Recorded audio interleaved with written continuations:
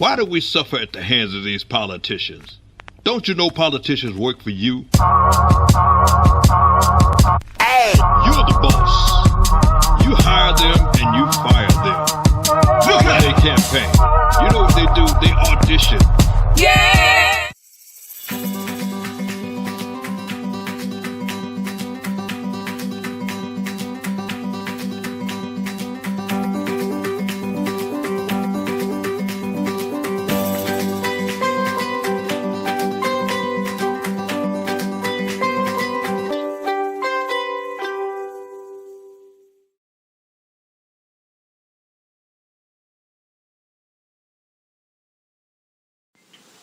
Well, hello.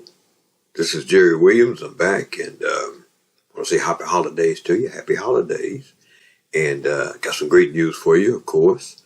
But I want to bring you up to date on everything that's going on in America. We're going to keep it short and sweet, as we always do. But just to keep you informed about what's going on and what you need to do. Okay? So sit down. Go in the refrigerator and get your soda pop and get ready to watch this, because I think you're going to be informed and pleasantly surprised, okay? So I'll be right back. So go ahead, it's your time, baby. It's your time, baby. Get my baby. That's the difference when you're my baby. That's how it is when you. My body make me stop the world.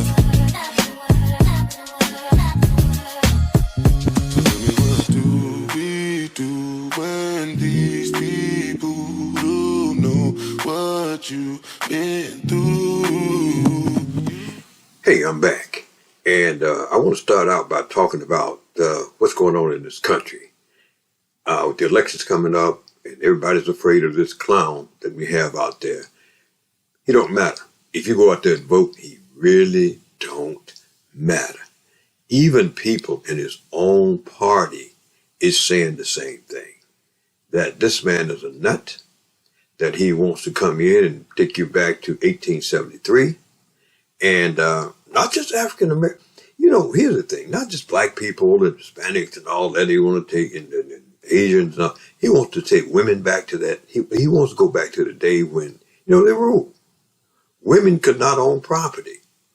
Just in 1970s, the women couldn't get a credit card unless their husband okayed it.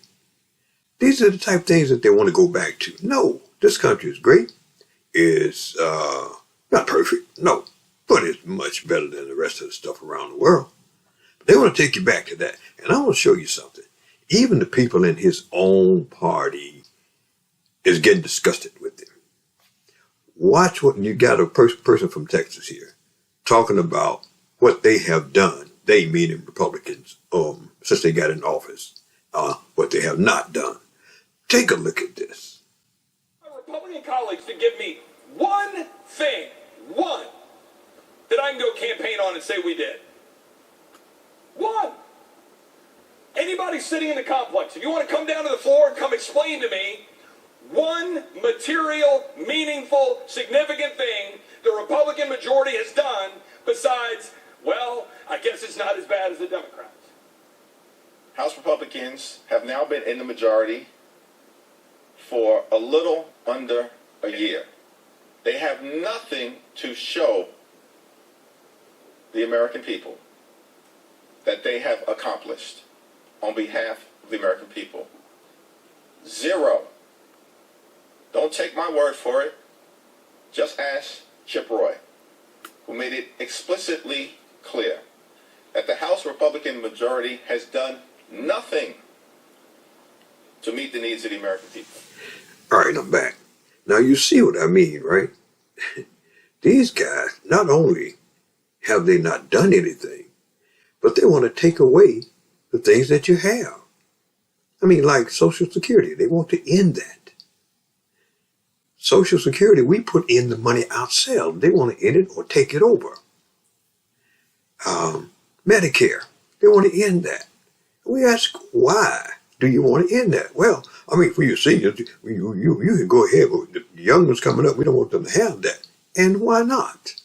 It's their money that they're putting up for when they get older. These are the type of things they don't know.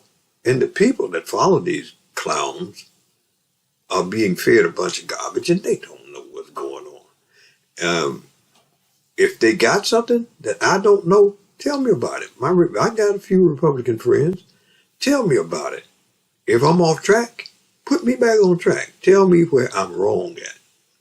So we can't have that. We're not going to have that. Okay? So we're going to move on. We'll give you information about, of course, the lawsuit. And, we're getting ready to take care of everything here, wrap everything up. But I want to tell you what we are doing right quickly. We're doing, my crew and I have been meeting with the mayor of Chicago's office and this deputy mayor. And we have a program where we want to introduce, and we've introduced it to them, and they are pretty excited about it, and everything's going great, and hopefully we get it done. Well, we'll grab these kids early. We're going to make sure that we have control of them and not the gangbangers, and we have a program to do that, and I'm gonna fill you in on it, after we finish negotiating with the city. But police, we got good policemen. You got some good policemen, but you got some jackasses too. But the good policemen we're going to be working with. We're going to be working with kids. We got some good kids out there. We don't want anything to happen to them. So I'm going to keep you abreast as to how we progress on this. I don't want to lay it out there yet because I don't want anybody to attack it. I don't want anybody to run and tell that. We want to make sure we're working with the mayor's office, and the mayor's, he's definitely on board with it. So it's going to be a good thing. It's going to be a real good thing. One of the reasons I talk about that is a guy here, he's a former police commissioner, and I want to let you hear what he has to say about policing in the United States and how important it is that we get on the same track. One of the things, if you don't do anything for the people that you serve, what you got to do now is deflect their thinking. You got to pretend like the world is coming to an end, and certain groups of people are going to eat up your kids. And, this is the kind of stuff that they're doing to scare the hell out of people. Intelligent people don't buy that. But some people, and that boy said this, Trump, he said, I love my poorly educated. Some people bite on that. He said, I could shoot somebody in Times Square and nobody would do anything about it, none of his people. They won't. They would. I would. I'd throw them up under the jail, but, they won't. And you'd probably throw them under the jail too. So this is the type of thing I'm talking about. So we're going to kill that fear that people have, like people of police. And we're going to move forward. And one of the things we got to understand that you don't fix a problem that's been a problem for 200 years in 1 week. What we're doing is looking down the road. We're going to catch these young people, not just young black people, but young people. And I give you the details later, okay? In the meantime, take a look at this police commissioner and see what he has to say about policing. And we'll be right back. When you talk about enforcement, when you consider the fact what police officers have to be confronted with today, the technology that's out there, the cell phone cameras that's out there, that's not going to change. But let's also remember, police officers also are equipped with body-worn cameras themselves. But I think there's an important piece in all of this is that we're in a very changing environment and we're going to have to make those adjustments. We're not in the 70s, we're not in the 80s, we're not in the 90s. We're in 2023 going forward with less police officers, with less people in our community who are interested in being police officers. So how we police going forward is going to have to be very different. I want to address one thing Joe had brought up earlier about in communities where you have progressives or those that are very much on the left who may say, let's ban policing. There's no need for policing. If you look at those oftentimes very white communities, and I just spent a year in Minneapolis as Commissioner of Community Safety. And Minneapolis is a good example of a community which you have one side of town saying we don't need police. But if you live over north in Minneapolis, if you live in those communities that are challenged by much of the social issues we all are very aware of, they will have a very different story. People of color, Joe, and you're absolutely right, black people more specifically, they want police. But here's the caveat. They want good police. They want good police that's going to be constitutional in their actions, going to be legal in what they do, and going to be respectful to the communities. Every day we take steps to keep the people we love safe, but some health risks are easy to miss. Ticks hiding in the yard can spread germs, like the ones that cause Lyme disease. Mice searching for food can spread bacteria that makes us sick. Mosquitoes lay eggs in standing water and can spread West Nile virus and more. Cockroaches are drawn to water in the home, leaving behind allergens that can trigger asthma attacks. Common pests can threaten our health. Learn how to protect your family at pestworld.org. Okay, I'm back. And want to bring you up to date on where the lawsuit is right now and what we're about to do and the distribution of the money. I think you're going to be happy about it, okay? But before I do that, let me say this. It's been 16 years since I filed a lawsuit. I mean, it's been tough going through all the stuff that I had to go through. I had a crew that was with me. I picked them up on along the way. One person that was with me from day one was Brother Ronald Roach. And the other crew I picked up, they were great. We started a coalition of pensioners, and that is to cover everybody, all pensioners, okay?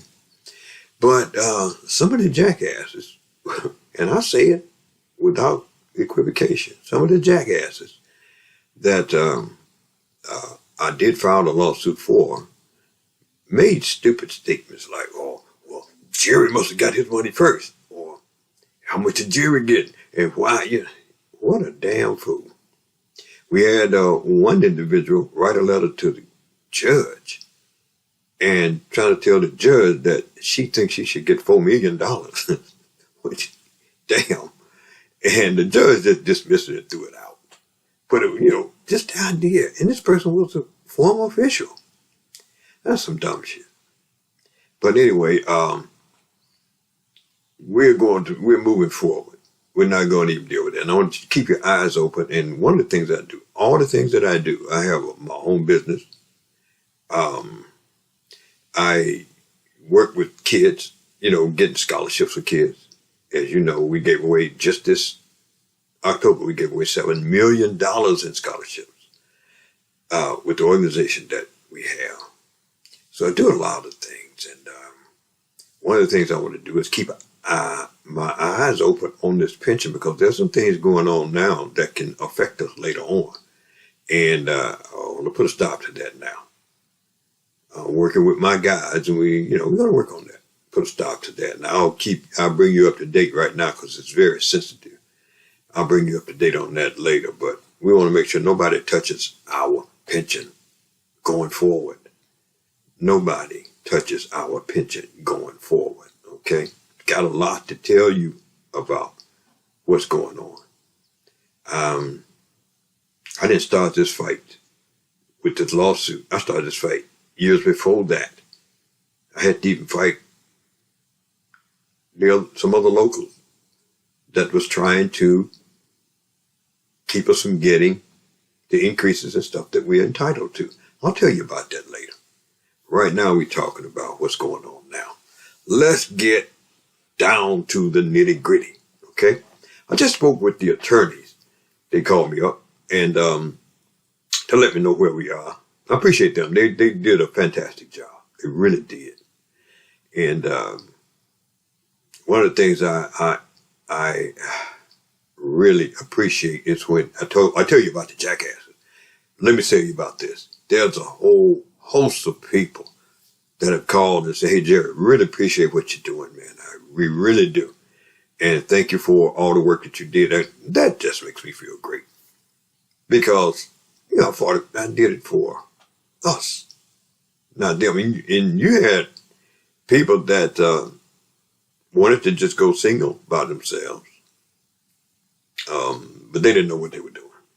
And I could have gone single by myself and got my money, but no, I said I'm filing a lawsuit for everybody. And folks, understand this. I filed a lawsuit not just for Local 308 and Local 241, but also filed it for other people that worked at the CTA, including management people. I also filed it for other unions that worked at CTA that was part of a plan. It's only about 75 or so of those. But I filed it for them. Everybody was included in there. And the judge made their ruling on the fact that, when I say the judge, I'm talking about the Illinois Supreme Court, that Jerry was not a member of the union, nor was any other retirees at that time. Unions, retirees have to make you understand this. And I don't sugarcoat it. You are not a union member. Once you retire, you're not a union member anymore. Okay? Face that. Don't let anybody tell you anything different. Okay? We went before the judge. And the judge had an affidavit that he showed. Wait, no, you're not. You've never been members of the union. They say that, but you're not. Let's face the truth and the facts. Don't mean I don't respect the unions. I do. I respect labor unions. Some people in the labor unions I don't respect because they're in there for the money. When people go in there, get elected president of a union, and retire the next day after getting in there so they can get 2 checks, that means you're not going to do anything for the membership. Okay, I'm veering it off a little bit. I'm venting a little bit because I don't like that. But anyway, here's where we are. After talking with the attorneys, they informed me that they're going to mail out your checks on December 29th, the 29th of December. Okay, so start looking for them after that. Also, on top of that, your checks, the money that you saw on your letter, is going to be increased. And a nice little piece, too. You're going to like that. You're talking about nice money. It's going to be increased from that, which you do have. And the reason it's going to be increased, not because anybody did anything, everybody was holding money back. No. Because we had retirees that they could not locate. And you had up until September for the family to reach out and try to find and let people know. A lot of families did that, and they're going to get paid, but a lot of families didn't. That money will be split up and divided among the people that are on the lawsuit. And it's not going to be a blanket. It's going to be according to the proportions of money that you should get. It's going to be on top of that money. So you're going to have some extra money on top of there. Okay? Now, that's what's coming in December 29th. Now, around April, you probably get another little small check.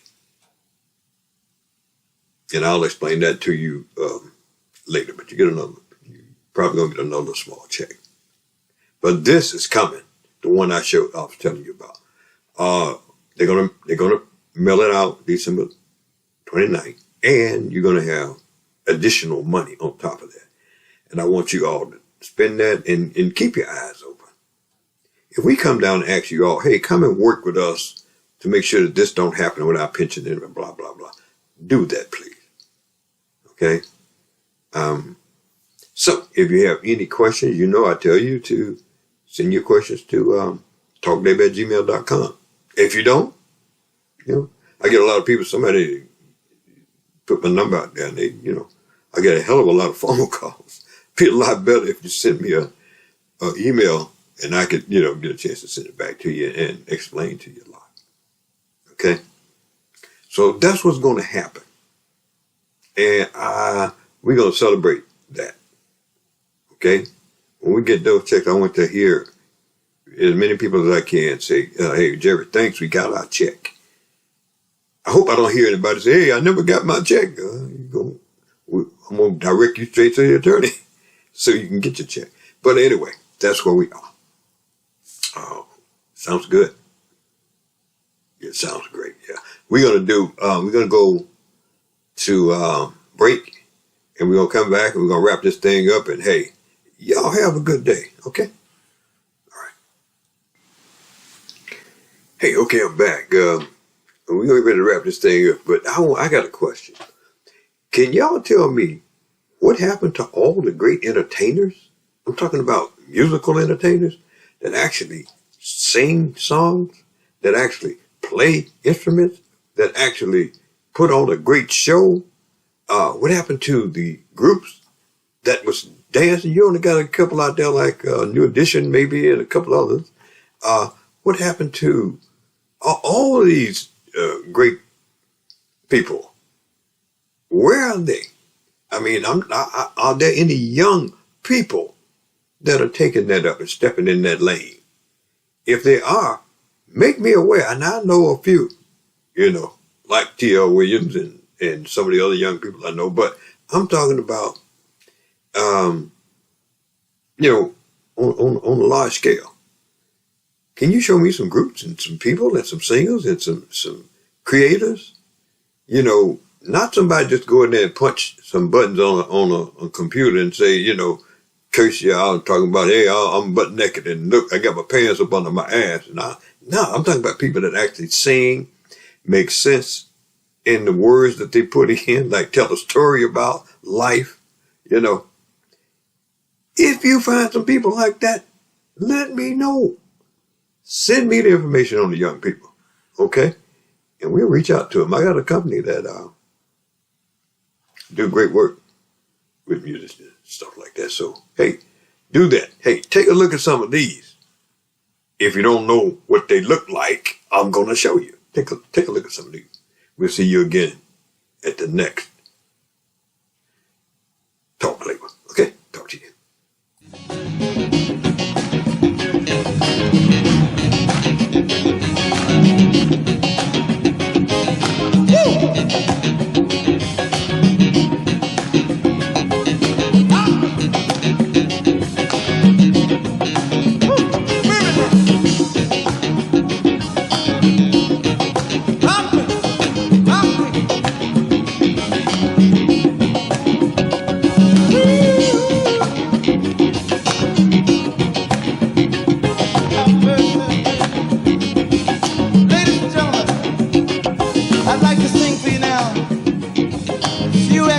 My What's Going On album. Hope we sing some of your favorites. Like to sing along? Sure like to have you, man. Have mercy. Ooh, rockets, moonshots, spend it all. The have-nots, money, remake. Before we see it, you take